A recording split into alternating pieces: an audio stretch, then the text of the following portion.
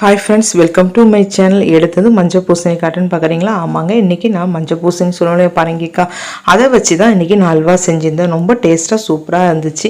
அந்த ரெசிபி தான் இன்றைக்கி உங்களோட ஷேர் பண்ணிக்கலான்னு சொல்லிட்டு அதை நான் வந்து இதை மாதிரி அருவாமனையில் கட் பண்ணுறேன். உங்களுக்கு இதை மாதிரி சரி வந்தால் கட் பண்ணுங்கள், இல்லைன்னா நீங்கள் நைஃபெல்லாம் கட் பண்ணுங்கள். இதை மாதிரி நான் ரெண்டாக ஃபஸ்ட்டு கட் பண்ணி எடுத்துகிட்டு இந்த பூசணி 1/2 கிலோ அளவு இருந்துச்சு. இதை நான் ஃபுல்லாகவே தான் ஃப்ரெண்ட்ஸ் செய்ய போகிறேன். செஞ்சால் நமக்கு திட்டமான குவான்டிட்டி தான் வரும். அதனால் நம்ம தோல் உள்ளே இருக்க விதையெல்லாம் நீக்கினா நமக்கு திட்டமாக தான் வரும். இப்போ இதை அதை 2ஆக கட் பண்ணி திரும்பி அதை 2ஆக கட் பண்ணிவிட்டு இதை மாதிரி லைட்டாக தோலை எடுங்க. எடுத்துட்டு உங்களால் எந்த அளவு உங்களுக்கு ஃபுல்லாக தேவைன்னா நான் ஃபுல்லாகவே தோலை எடுத்துட்டு சின்ன சின்ன பீஸாக கட் பண்ணிக்கோங்க. நான் எந்த அளவு சின்ன பீஸாக கட் பண்ணுறேன்றதையும் இந்த இதில் காமிச்சிருக்கேன். அந்த அளவு சின்னதாக நீங்கள் கட் பண்ணி எடுத்துக்கோங்க. அப்போ தான் நமக்கு வந்து செய்யறதுக்கு வேக வைக்க நமக்கு ரொம்பவே ஈஸியாக இருக்கும். இப்போ பாருங்கள் ஃப்ரெண்ட்ஸ், எந்த அளவு நான் சின்னதாக கட் பண்ணுறேன்னு சொல்லிட்டு பாருங்கள், உங்களுக்கு காமிச்சிருக்கேன். இதை மாதிரி கட் பண்ணும்போது நம்ம பெருசாக கட் பண்ணி வேகவும் வைக்கலாம். இதை மாதிரி செய்யும்போது நம்ம ஈஸியாக வேகிறதுக்கு ஈஸியாக இருக்கும். இதை மாதிரி தான் நான் எல்லாத்தையும் கட் பண்ணி எடுத்துக்கிட்டு ஒரு பேன் வச்சுட்டு 2 ஸ்பூன் நெய் போடுங்க. நெய் நல்லா நமக்கு மெல்ட் ஆனதும் நம்ம கட் பண்ணி வச்சுருந்தோம் இல்லையா பரங்கிக்காய் மஞ்சள் பூசணி, அதை ஃபுல்லாகவே நம்ம நல்லா அந்த நெய்யில் போட்டு நல்லா வதக்க வேண்டியதான் ஃப்ரெண்ட்ஸ். நல்லா வதக்கும் போதே நமக்கு கொஞ்சம் பாதி குக் ஆகிடும். அப்போ நம்ம மீதியை வேக வைக்க ரொம்பவே ஈஸியாக இருக்கும், நமக்கு மசிச்சு விடவும் ஈஸியாக இருக்கும். இப்போ அந்த நெய்யிலே வதக்கும் போது நல்லா வாசனையாக இருக்கும் ஃப்ரெண்ட்ஸ். இதை மாதிரி போட்டு ஆனால் லோ ஃப்ளேமில் நல்லா வச்சு நல்லா வதக்குங்க. ஒரு 10 நிமிஷம் அளவு ஆகும் தான் வதக்க. லோ ஃப்ளேமில் வைக்கிறோம் இல்லையா, அதனால் பாதி நமக்கு இதிலே வெந்துடும். இப்போ நான் என்ன பண்ணியிருக்கேன், ஒரு பிளேட்டை போட்டு மூடி அப்படியே ஒரு 2 நிமிஷம் வைங்க. ஆனால் அடி பிடிக்காது, ஆனால் அதே சமயம் நீங்கள் எடுத்து கிளறி விடுங்க. இப்போ நமக்கு பாருங்கள், நம்ம முன்னாடி கொட்டும் போது இருந்த எல்லோ கலருக்கும் இப்போ லைட்டாக வெந்தது பிறகு நமக்கு கலர் சேஞ்ச் ஆயிடுச்சு இல்லையா. இப்போ வந்து நான் வந்து 2.5 கிளாஸ் அளவு பால் ஊற்றுறேன். அதாவது இந்த 1/2 கிலோ பூசணி நான் வந்து 1/4 லிட்டர் அளவு பசும்பால் காய்ச்சி வச்சுருந்தேன்.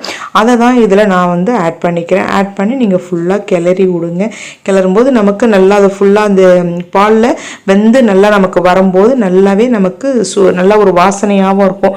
பால்லே வேகுது இல்லையா, அதனால் நல்லாவே வாசனையாக இருக்கும். இப்போ நீங்கள் ஒரு பிளேட்டை போட்டு அப்படியே மூடி வச்சுருங்க. இதில் வந்து நான் லைட்டாக 1 ஸ்பூன் அளவு டீஸ்பூன் அளவு நான் தேங்காய் போட்டேன். அதை வந்து வீடியோ எடுக்கும்போது ஸ்கிப் ஆகிடுச்சு ஃப்ரெண்ட்ஸ். நீங்கள் வேணால் அது மாதிரி சேர்த்துக்கோங்க. இல்லை நீங்கள் இந்த மாதிரி தேங்காய் சேர்க்கலாம். அதை நம்ம அந்த பூசணிக்காய் போட்டு வதக்கணும் இல்லையா, அப்பயே தேங்காயும் போட்டு வதக்கினா நல்ல ஒரு டேஸ்ட்டாக இருந்திருக்கும் ஃப்ரெண்ட்ஸ். நான் அதில் அந்த தேங்காய் ஆட் பண்ணுறது மட்டும் நான் ஸ்கிப் பண்ணிட்டேன். இப்போ வந்து இதுக்கு வந்து நான் வந்து ஒரு 200 கிராம் அளவு நாட்டு சக்கரை தான் எடுத்திருக்கேன். ஒயிட் சுகர் வேணாம் அப்படின்னு சொல்லிட்டு. இல்லை உங்கள்கிட்ட வெல்லம் இருந்தால் கூட நீங்கள் வெல்லத்தை சேர்த்துக்கலாம். இப்போ நல்லா கரண்டியால் மசிச்சு எடுத்தாச்சு. இது மாதிரி கரண்டியாலே நீங்கள் மசிச்சிருங்க. மசியும் போதே நமக்கு நல்லாவே மசிஞ்சு வந்துடும். இப்போ அந்த நாட்டு சர்க்கரையும் ஏலக்காயும் போட்டு நல்லா கிளறணும். கிளற நமக்கு ஒரு இறுகின பதம் வரும். இப்போ 1 ஸ்பூன் நெய் போட்டு நல்லா கிளறுங்க ஃப்ரெண்ட்ஸ். கிளற நமக்கு அதான் நல்லா இனிப்பு உங்களுக்கு போதுமானு சொல்லிட்டு இப்போ பார்த்துக்கோங்க. வேணும்னா உங்களுக்கு சேர்த்துக்கோங்க. எனக்கு வந்து இந்த 200 கிராம் சர்க்கரை கரெக்டாக இருந்துச்சு. அப்படியே நம்ம வதக்கும் போது அங்கங்கே நமக்கு இருக்கிறதையும் அப்படியே மசிச்சு விட்டோம்னா நல்லாயிருக்கும். இந்த தேங்காய் தான் நமக்கு இப்போ தெரியுது. இப்போ வந்து கொஞ்சம் நல்லா அப்படியே பதம் வந்ததும் அப்பப்போ ஒரு 2 ஸ்பூன் முன்னாடி 1 ஸ்பூன் நெய் போட்டிருந்தோம் இல்லையா, இப்போ 1 ஸ்பூன் நெய் போட்டு திரும்பி நீங்கள் செய்யும்போது நமக்கு நல்லாவே சுருண்டு அந்த கடாயில் ஒட்டாத பதம் நமக்கு வரும். அது வரைக்கும் நல்லாவே வதக்குங்க. இப்போ நான் வந்து டேஸ்ட்டுக்கு கொஞ்சம் வெள்ளரி விதை போடும்போது நமக்கு சாப்பிடும்போது அங்கங்கே சாப்பிட முடியாது நமக்கு, அது நல்ல ஒரு டேஸ்ட்டு. இப்போ 1 ஸ்பூன் அளவு வெள்ளை எள்ளோ நான் போடுறேன். இது ரெண்டும் நமக்கு போடும்போது நல்லா டேஸ்ட்டு நமக்கு அதிகப்படுத்தியும் கொடுக்கும், ரொம்ப சூப்பராகவும் இருக்கும். நமக்கு இனிப்பு எடுத்து கொடுக்க ஒரு பிஞ்சு நீங்கள் வந்து சால்ட்டு சேர்த்துக்கோங்க. இப்போ 1 ஸ்பூன் நெய் சேர்த்துருக்கேன். ஏன்னா நமக்கு நல்லாவே இறுகின பதம் வந்து கடாயில் ஒட்டாமல் நமக்கு பதம் வந்துடுச்சு. இப்போ ஒரே 1 நிமிஷம் அப்படியே மூடி வச்சுட்டு இப்போ தாளிப்பு கரண்டியில் 1 ஸ்பூன் நெய் போட்டு கொஞ்சமாக முந்திரி போட்டு நல்லா நீங்கள் கலர் மாறினதும் வறுத்து அதில் நம்ம அல்வா பழம் வந்திருக்கு இல்லையா, அதில் போட்டிங்கன்னா இப்போ நமக்கு மொத்தத்தில் ஒரு 5 ஸ்பூன் நெய்லேயே நமக்கு சூப்பரான அல்வா ரெடி ஆகிடுது ஃப்ரெண்ட்ஸ். நமக்கு ரொம்ப டேஸ்ட்டாகவும் இருக்கும். ஏன்னா மஞ்சள் பூசணி நம்ம வந்து நிறைய ரெசிபி நான் ஏற்கனவே உங்களுக்கு வந்து ஃப்ரையும் போட்டிருக்கேன். எப்படி தண்ணி சேர்க்காமல் ஃப்ரை பண்ணுறதுன்றது அந்த வீடியோவை நீங்கள் போய் பாருங்கள் என்னோட சேனலில் போயிட்டு.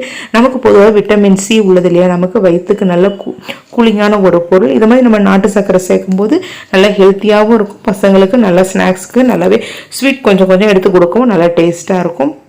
இப்போ பாருங்கள் போட்டு நமக்கு நல்லாவே கிளறி இறுகின பதம் வந்துடுச்சு. அதே சமயம் நமக்கு கடாயில் ஒட்டவும் இல்லை ஃப்ரெண்ட்ஸ்.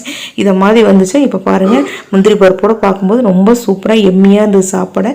என்னோடய வீடியோ பிடிச்சிருந்தா லைக் பண்ணுங்கள், ஷேர் பண்ணுங்கள், சப்ஸ்கிரைப் பண்ணுங்கள். பக்கத்தில் இருக்க பெல் ஐக்கானையும் டச் பண்ணுங்கள் ஃப்ரெண்ட்ஸ்.